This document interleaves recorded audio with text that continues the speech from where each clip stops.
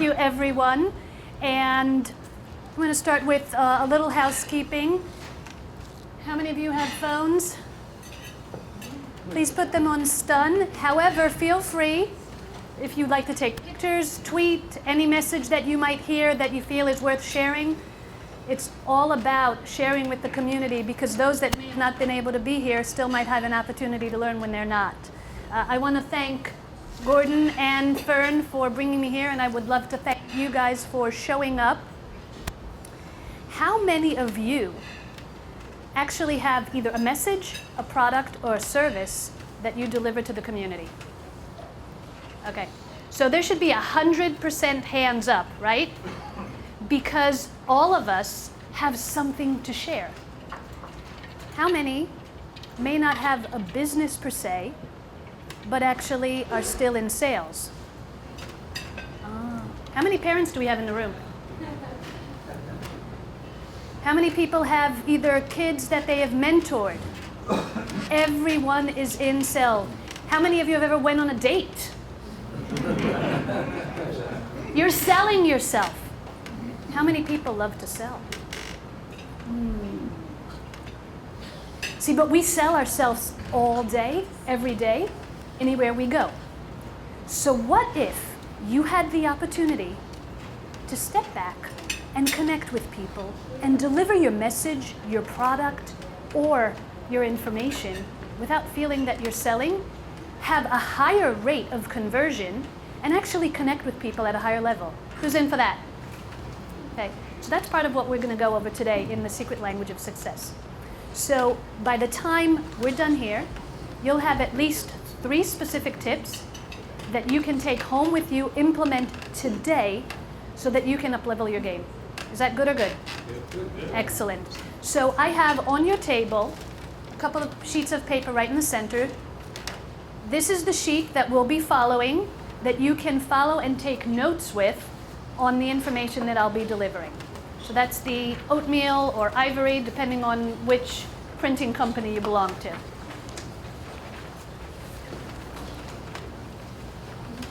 Everybody have a pen?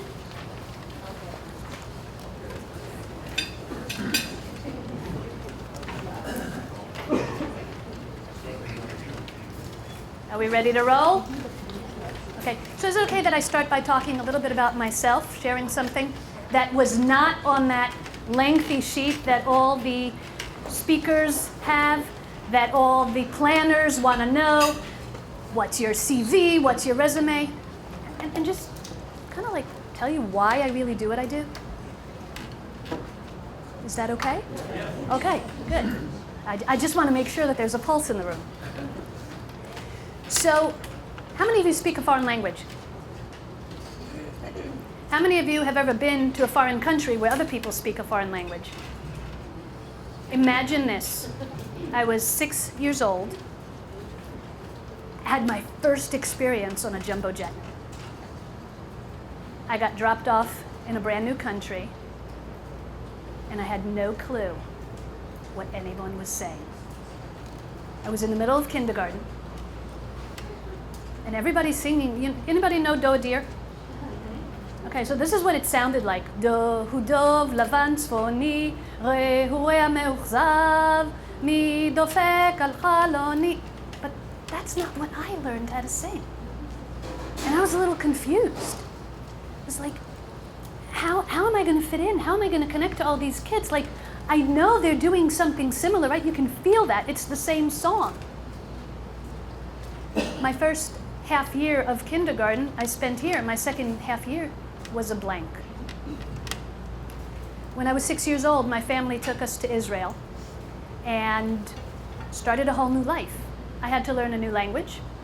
I had to learn new cultural habits. I had to deal with storms like this. Probably one of the only places in the US that I know that has weather that's similar to Israel. But I also had to learn as a 6-year-old to communicate. I had to learn to connect to people in a whole new way. And it started off with playing with the kids, like, hand gesturing. And then saying, Maze, what is that? And learning to point to things and learning about language. That's where my passion for language and communication had begun. Because after all, can you communicate without language? No. Can you actually think without language? Tricky one, right? We still assign words to everything that we have. So when we communicate with other people or even communicate with ourselves, there are a number of things, and we're going to start off with the top 5 mistakes. So those are going to be in your notes. The first mistake, negative self-talk. Okay. Somebody had walked up to me earlier and mentioned that specifically. Now, if I talk to myself negatively, is it possible that I'd be sharing that with other people? Probably not going to win influence and friends, right? The second mistake is lack of clarity. How many people here are in direct sales? Show of hands. When you're selling a product, or when someone's selling you a product, is it important that you're really very specific and very clear about what you're selling or what you're being sold? Absolutely. Or else you don't know what the benefits are and what you might be buying. Third one is saying too much.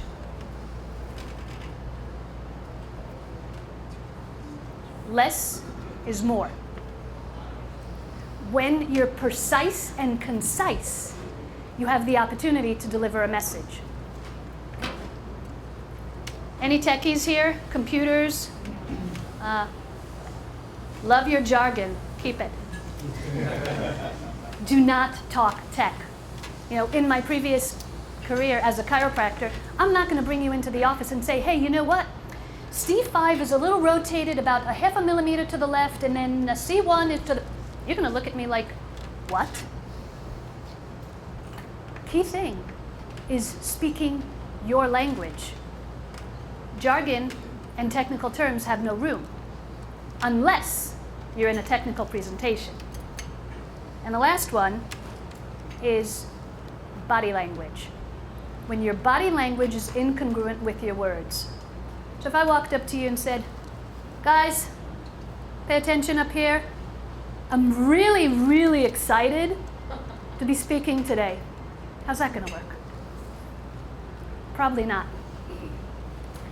So looking at all those things and understanding that in order to build communication with another human being, Jason, pleasure to meet you. Okay. There was a connection. It could be 5 seconds on an elevator, unless you're standing there and looking at the numbers, waiting for the elevator doors to open up. Or it could be, how many people here have been married for over 10 years? 20. It's a constant relationship, right? So regardless of whether it's 5 seconds, 5 minutes, 5 years, or 50 years, there's always an element to continue to communicate. How many of those that have been married for over 10 years might say that they've had some challenges in communication throughout time? They don't get what I say. We're not speaking the same language. Here's one of the largest mistakes in communication and in sales. We attempt to speak from our point of view. We attempt to sell from what we know, from what we want to offer. However, for those that have been in a foreign country, if you walk up to that person in that foreign country and say, John, what other language do you speak? German. Ich gehe schlafen. You don't speak? Ich gehe schlafen. I'm going to sleep. Okay? I spoke his language. He's more apt to come and connect with me because I came towards him. Okay? I had an experience in France years ago where I did something like that as well. How many people have been to France before? Beautiful place. How many people have heard the fact that French people cannot stand Americans? Okay? It's a fallacy. I'm an American. I was born here. I had a great time in France. Okay? I walked around. I had my little Berlitz tapes. For those that might know the Berlitz tapes, and I'm dating myself with that. That's the old version of the Rosetta Stone. I had that I had a little Walkman in my pocket, and I had a little dictionary. And I put together little sentences. And I remember walking up by the Louvre to somebody and asking, like, quelle distance la métro? And the guy said, would English be easier? Like, yeah. but the whole point was that I made that step forward. It's the same thing when you're selling. It's the same thing when you're on a date. It's the same thing when you're talking to your children. So how do we detect what their language is? There's 3 aspects. That little triangle that you have on the top of the page. First aspect is the personality. Who we are, what we do. Second one is our physiology. And the third one is our phraseology. So in other words, it's who we are, how we say things, and what we're saying. So let's start off with personality. How many have one? Oh, come, 100% of the people in the room. Come on. Everybody has a personality, and every personality is separate and distinct. However, it's important to also know who we are, where we are, and when we're presenting, what audience we're speaking to, whether it's one-on-one or whether it's in a large crowd. You know, I said, how many of you agree that I might be a little funny sometimes? Oh, come on! Yeah, but I can't tell a joke. I have one joke. Admiral walks into a bar and orders a drink to go. So the drink leaves. That's my joke. But I'm quick, and in conversation, I'm witty. I'm not going to go for stand-up comedy. So every single one of us has to know our place in conversation. And by knowing who you are and bringing out more of who you are and who your personality is, you have the ability to relate to people from that level. And then you can match their personality. Presence. Presence is the energy that we have. You know, when I came over here before and I said, I'm like really excited to be talking to you guys. Probably not gonna fly. You know, I'll be sitting here and standing here and watching the heads like nod off. But it's also important to bring the energy to the right place. Because if I am coming up to you guys and I'm gonna start off like, hey everybody, it's a great day, let's go and have a gala. Probably would not work in this crowd. Unless I'm Richard Simmons. But we're not dancing to the oldies today. So knowing who your audience is and what their energy and personality is important so that you can match that. My presentation for one-to-one, if I'm speaking to you, and what was your name? Alex.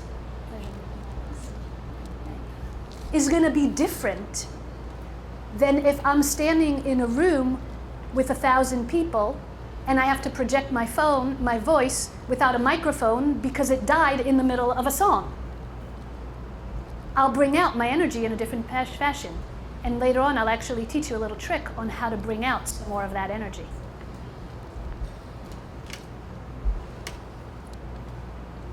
When we talk about presence, it's important to be authentic. Okay? Be who you are. That's what you're bringing to the table. How many agree that when we buy, we'll buy from people that we trust and we like?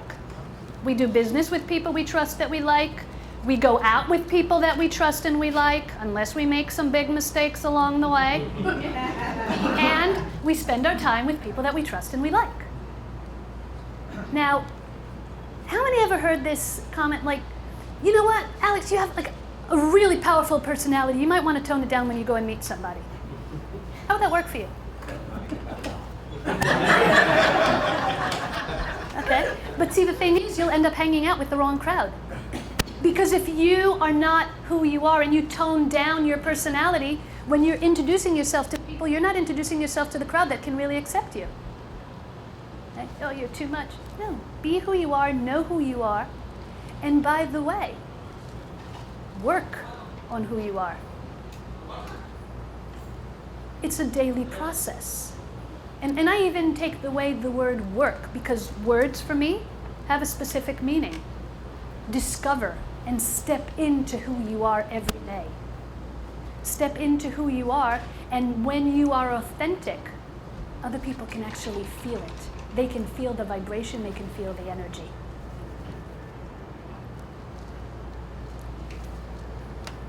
So, how many people have ever had to make a presentation in front of a room and were like scared that they were going to lose it? Come on. How many people had to go in and do a sales presentation and kind of choked when it came to the sale itself, and all of a sudden like started mumbling or maybe over talking or maybe throwing in more terms and more jargon? Yeah, we've probably experienced one of those 5 mistakes. So here is a little trick for you to be able to step into your power and own your personality before you go on stage, before you go on a presentation, before you go on a date. It's called the power pose. How many here know who Wonder Woman is? My chiropractic practice in New York, I used to wear headbands, and they used to call me Wonder Woman all the time with the dark hair, so I used to just do the spin around. So Wonder Woman had a real famous pose. This is called the power pose. Okay? Studies and research have shown that by changing our physical positioning, we are actually changing the brain chemistry. When we change the chemistry in our brain, it has a direct effect on our emotions. So before a presentation, take 2 minutes and stand in a power pose. Okay? Now there are other power poses. If you're in a boardroom in negotiation, this is a power pose. So you don't have to stand, especially for the men that don't want to do the Wonder Woman pose. You just stand and lean in for a couple of minutes. That actually changes your brain chemistry. It will change the way you feel. And I invite you to even test that at home in front of a mirror. For those that are Saturday Night fans, Saturday Night Live, this is a power pose. I don't remember the name of the actress, but it was like, ever watch a race? People at the finish line? Running? Yay. Okay? This, hallelujah, is a power pose. Okay? If you're sitting at an event, let me grab the chair from you, 1 second. Can everybody see me if I sit down? One more power pose. A little negotiation tip, by the way. If somebody is sitting and you're sitting in a negotiation and somebody puts a power pose like that, wait about 10 seconds and mirror them. Put yourself back in that power position.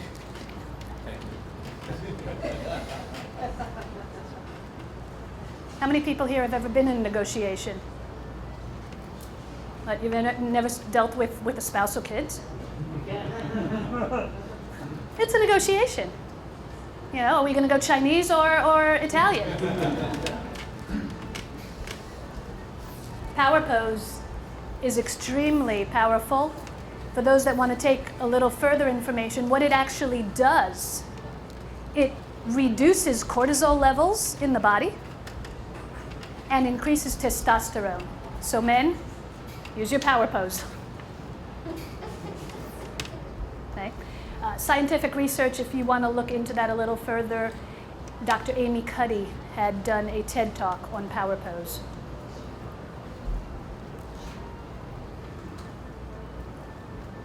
physiology. So how many are familiar with the fact that 55% of language is body language, 38% is vocal, and 7% are the words? Ever heard that before? Okay, that only exists in a situation when there's an emotional decision. Actually, those numbers are a little skewed. Yeah, you look in the research in Wikipedia, you'll actually find that. So the truth is that depending on the situation, there are times when words mean more. And today we're focusing on face-to-face communication. But there are situations where you don't have face-to-face, a text, a phone call, an online message that may not be visual. Words have power, words have meaning. Face-to-face, body language takes a higher precedence. And one of the things that we talked about is sometimes when our body language is, yeah, I agree with you. So that's another one you can see with your spouse. Yeah, I agree with you, honey. So the body will give a different signal than what you're actually saying. And if you watch their face, you can see a number of things. First thing in body language is posture. Posture is key. For those of us that might be really headstrong, there'll be a tendency when we're speaking or making a presentation to slightly lean forward. Now, if I walked up to you and you're sitting, and I walked up, Jason, and I talked to you this way, how comfortable would you be? See that? So if I came up and I'm still in the same distance, but I'm leaning slightly back, are you more comfortable with that? Yes. Yes, because I'm not towering over. People that are taller always seem to be more threatening because of the fact that just physically they're overpowering.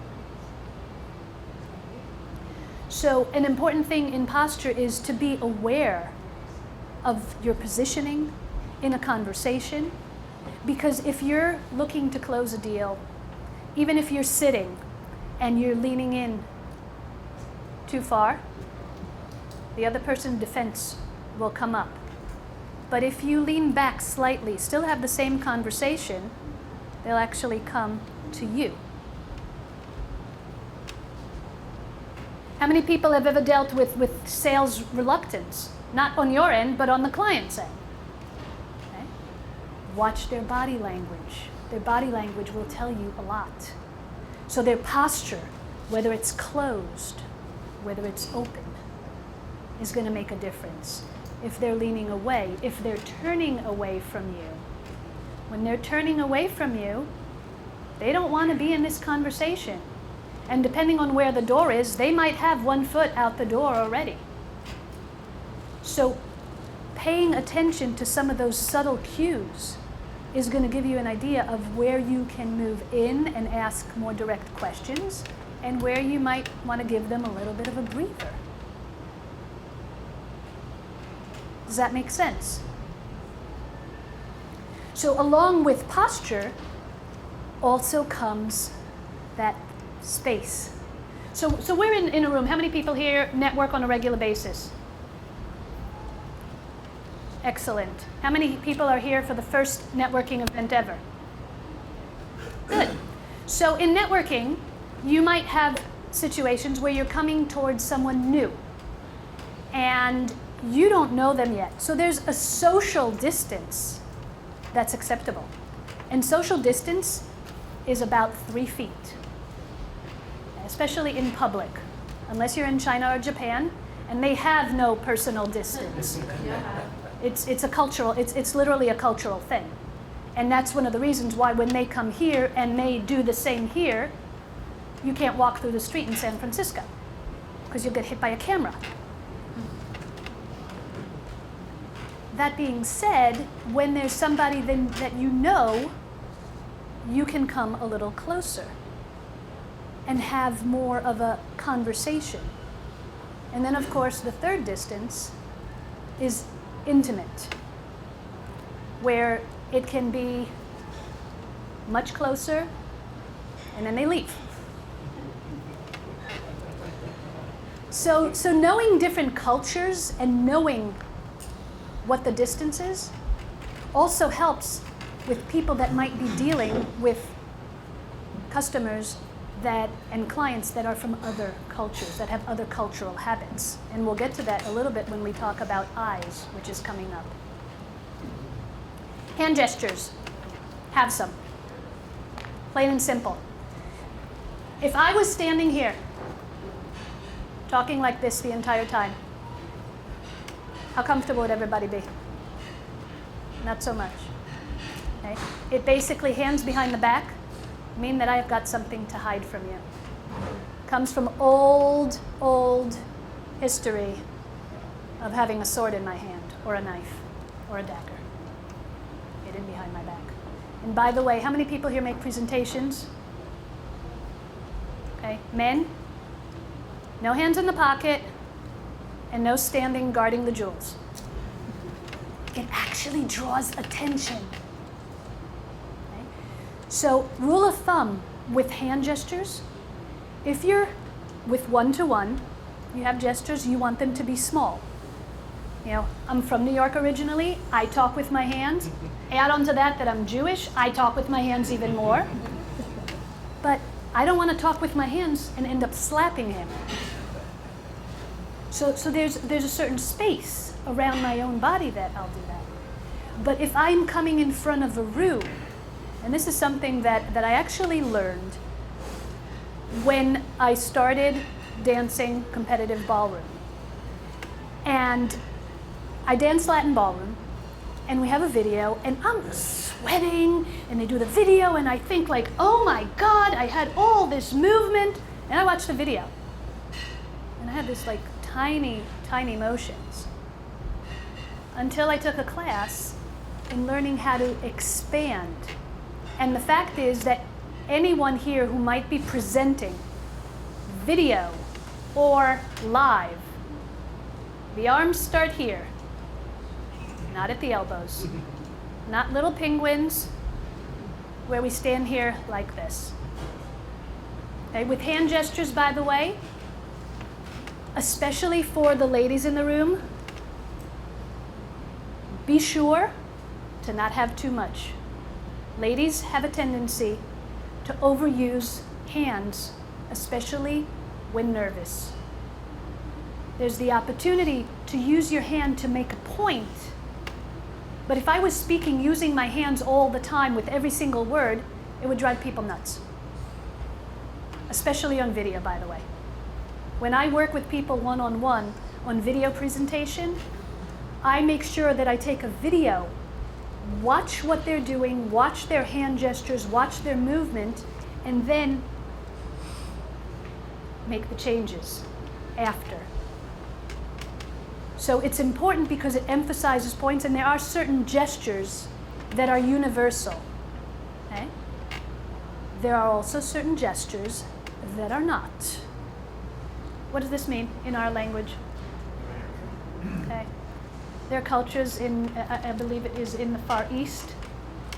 This is, you do this to a dog. So now you offended somebody. Okay? This, okay? Not in all cultures. There's certain cultures that this is actually a reference to homosexual. So a big recommendation is if you travel or if you're working with people from other cultures, do a little digging. You can go online and very easily look at their cultural, you look at hand gestures and eyes. Those are the two things that are most important. Eyes are the window to the soul. And in our culture, eye contact is something that we praise. Okay. May I use you, Doc, as an example? In your culture, is it proper for me as a woman to look you in the eye? No. Why?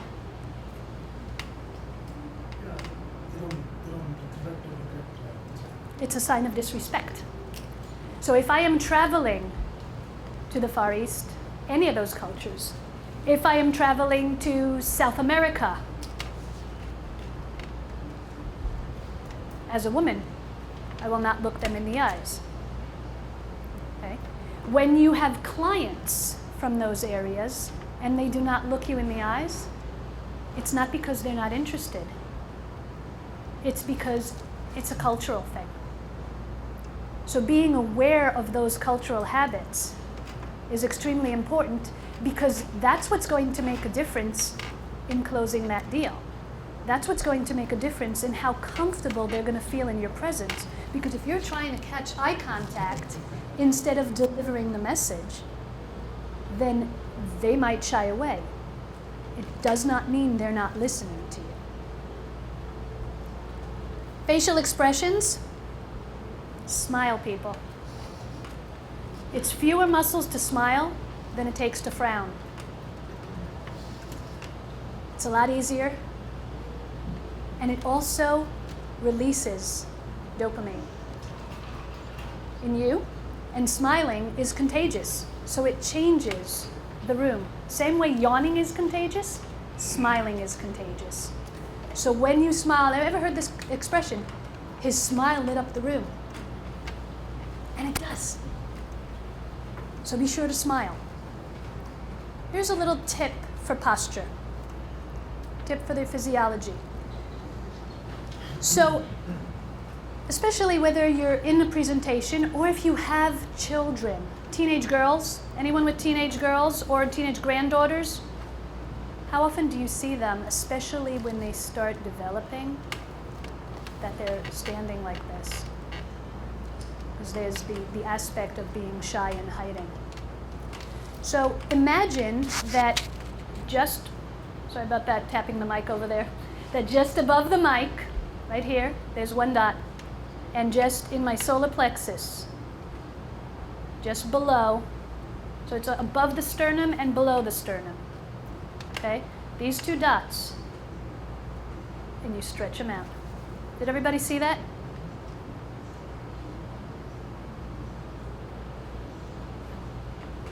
Stretching it out. Now, did you also see that my shoulders elevated and everything looked relaxed? When I do that, I actually change my approach to the room. Because if I came and I spoke to you like this, would you feel like I'm very confident? No. But if I change my posture just that much, it's a little different. It's time for a little game. I want you to pair up. Person A, person B, I don't care, just in pairs. Okay. How many of you have ever arm wrestled?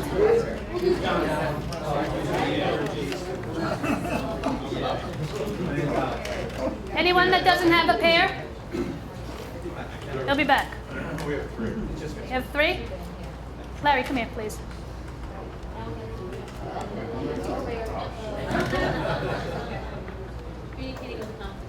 Okay. So you're going to come on this side, on my other side, Larry. You're going to stand right here. Everybody know Larry? Yay! Thank you, Larry. Larry, what do you do? Share with the group. I do relationship development for Frontier Financial. Fantastic. We're the home of the Lone Rangers. Thank you. Yes, I'm glad that he have you well trained. Okay, so everybody's going to do what Larry and I did. So you're going to come up here and be gentle with me, because we're going to arm wrestle. Am I going to slide in here like No, you're this? going to just come in here, and we're going to arm wrestle and be gentle with me. I've got plates in here. Okay.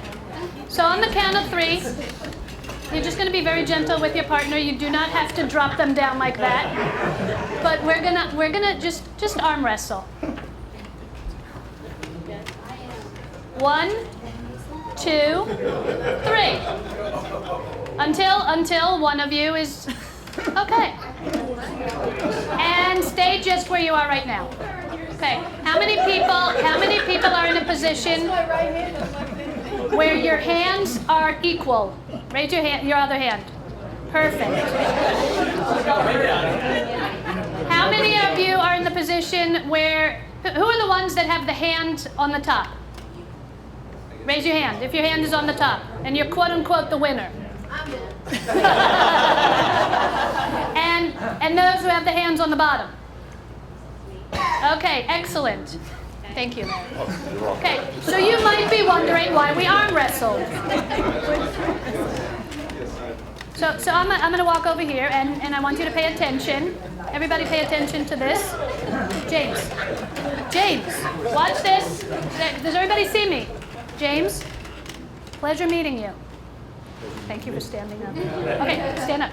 Did you see this? Now put a table underneath that. Handshakes were derived from arm wrestling. When we were in this equal position, that means we are not opponents, we are equal. Now, don't, I got plates in the arm. Now, and so when somebody comes in with a handshake and they come in this way, what that means is they want to control you. When somebody comes in with their hand under, especially if you're in an interview, here's a recommendation. Note for anyone who interviews. Put your hand not completely under being submissive, but slightly. Just stand up for me. Slightly under, so he has a little bit of the upper hand. Okay, so just going to tell you, no, I won't flinch because of the fact that I was in the Israeli army and I know Krav Maga, so you might want to sit. So you might want to sit. I stayed in a holiday last. So hand gestures are extremely important because they are very telling on a conversation. Hand gestures are also essential when you're connecting with another human being. When you want to go a little bit beyond, and how many are you familiar, John, with that double handshake? Okay? If you're walking, and actually I've seen this on, nice to meet you. I've watched this on video where a dignitary is walking by and doing a single handshake with all the men and a double handshake with all the women. It's called womanizer. Okay? But that double handshake is giving a... I did not call you a womanizer. I just had you mirror what I was doing. So that little extra creates a little affinity. And when you are connecting with someone, you want to build that relationship. Because after all, we said, people buy from people that they know, like, and trust. So you're building that like, you're building that trust through that connection. So we got the tip on the posture, we got handshakes, and the last thing is our words. I want you to finish this for me. Sticks and stones will break my bones, but how many agree that that's a lie? How many have ever had someone who came in, a little child or yourself, that has come home that has been bullied or has been teased or has been picked on? Okay? I've dealt with that. Words actually don't leave scars that are physical and that are visible. But the effect is huge. And the key thing goes back to the language that we speak to ourselves. When people do something that may not be the smartest, and they say, oh my God, I'm so stupid, that's called self-abuse. So the way we talk to ourselves is the same way that we would end up talking to the world, and that's the same way we teach the world to speak back to us. How many people agree that they've heard the term that whatever you think grows, and whatever you manifest is something that you've conceived before? What you can conceive, you can perceive. It's the same thing with our language, and that's where language starts. So language and words need to be very intentional and very purposeful. When we're speaking to others, it's important to use those same words. So there's one big mistake that we make in our language that actually trips us. How many people here, when they talk about what they want, they talk about what they don't want? Oh, come on. There should be more hands up in the room. You know, if you want, I want this, but actually I don't want this, and I don't want that, and I don't want that. How many people wish for things? How many people have hope? How many people will try? How many people should? Okay? All those words have no action. We end up shooting on ourselves. We end up trying. That's a word that actually does not exist in other languages. Because try to be half pregnant. You either are or you're not. You either do or you don't. I can, I will, I must. Again, this is a writer-downer. I can, I will, I must. Those are words that have action and that will help you take action in your own life. So I want to share a quick story about the power of words, because words can manifest. I don't know if some of you heard me just say a few minutes ago to be gentle with me because I've got plates in the arm. So 1998, I worked at the Games for the Physically Challenged, volunteered there in the medical team in New York. And I was having, in my chiropractic practice, I was having some challenges with staff. And it was the last day, and I told one of my friends, I was just really charged, and I said, God, I need a break. 4 days later, I was in a head-on collision. 2 broken bones. 2 plates, a dozen screws, 3 broken fingers. Okay? That being said, the other part of that was the fact that after that accident, I get to the hospital and the surgeon picks up my x-rays and goes, it's a clean break. 4 months later, I was living in Arizona. Now, mind you, my accident, I was traveling west in my Pathfinder. And I was about to make a turn into the gym at 5 o'clock in the morning. And I got hit head on by a U-Haul that was registered in Phoenix, Arizona. That's the power of words in our life. So be in tune to what you're saying. Pay attention to your words. Pay attention to who you are. Pay attention to how you're expressing yourself. Because when you align your intention with your expression, that's when you can create magic. That's when the magic happens. You know, when I work with my clients, I teach them how to be kinder to themselves on all levels. Those same words we were talking about earlier on can create health or sickness in our life. Those same words can create love or hate in our life. Those same words can either help us close a deal or lose a deal. Words can either make us or break us. So when we talked at the beginning about the fact that we're all here networkers, right? We all want to meet people. We want to be able to network and increase our net worth. So here are the rules of engagement, and we're going to close with that.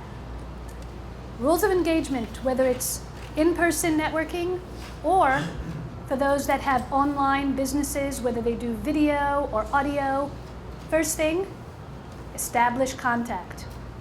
And no, I'm not going back to my military days. Establish contact. You know, catch someone's attention. Say hello. Look them in the eyes. Make sure that you're paying attention to their energy and their body language, and smile. Thank you, Larry. Second thing, create curiosity. The element of curiosity in what you're saying, it's not like, hey, nice to meet you, what do you do? What do you do?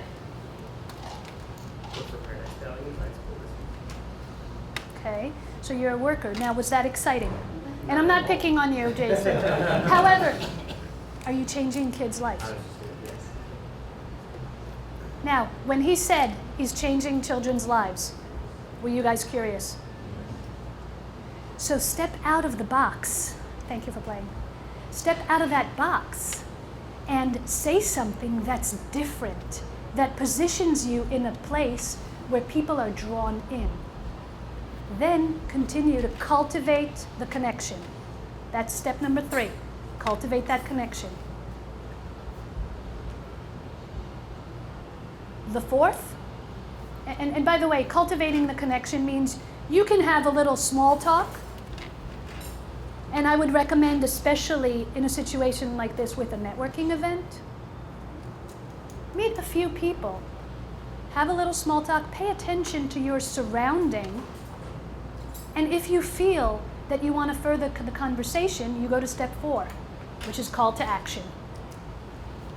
Call to action might be something as simple as, Fern, it was a pleasure meeting you.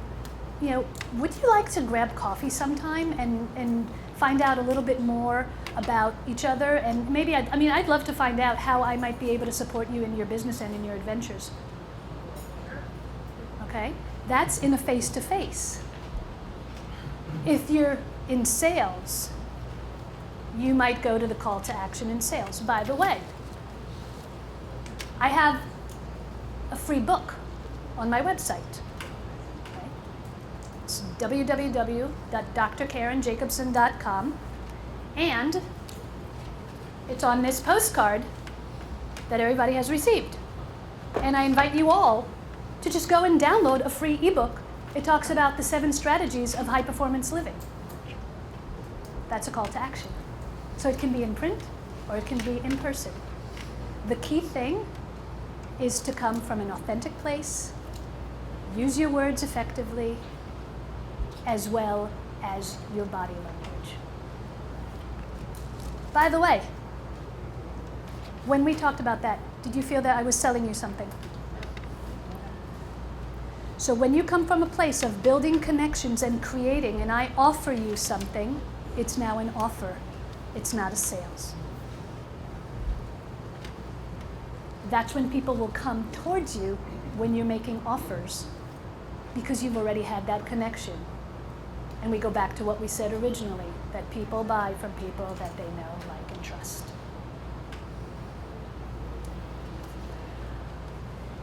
I want to invite you, for those of you that enjoyed this, there's some other opportunities. There's a yellow form on your table, and there's some ways where you can connect with me if you so choose. And if not, that's okay too. I don't take that personally. Okay? I know there's billions of people on the planet, and not everybody is going to like me, not everybody's going to connect with me. However, if you feel called and moved, feel free. I'll be here after. I want to thank all of you for your attendance. I want to thank you for your participation. And once again, I want to thank Fern and Gordon and Glenn back there. Thank you so much.